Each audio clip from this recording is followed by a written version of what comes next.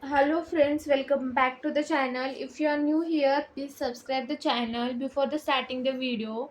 In today's video, I will discuss input and output in the Python. So let's discuss. Let's start the video. In Python, input is the user to get data from the user and the output is user to display data on the screen. So output, what is the output? We need to print statement as output. The print function display information print this display the information print statement hello world.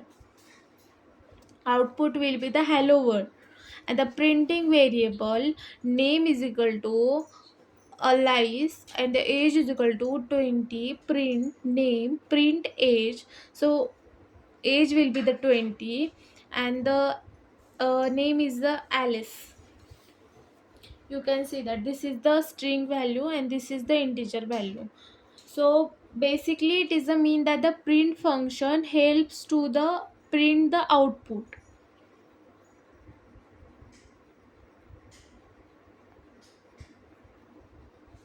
Input, so the input function read data enter by the user. Name is equal to input, enter your name, print hello world name.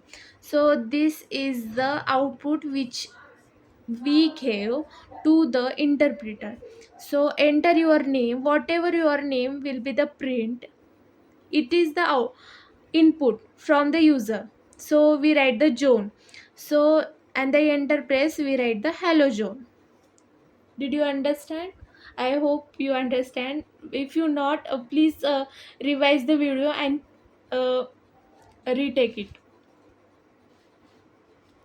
Convert input data type. Input function always return a string to use numbers. Convert the input.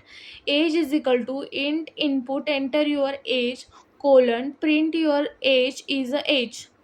So this is the input which are gives from the user. So input always return a string. So this is like a collection of letters as a string means. So there are some function which we use in the output and input. Input function take input from the user.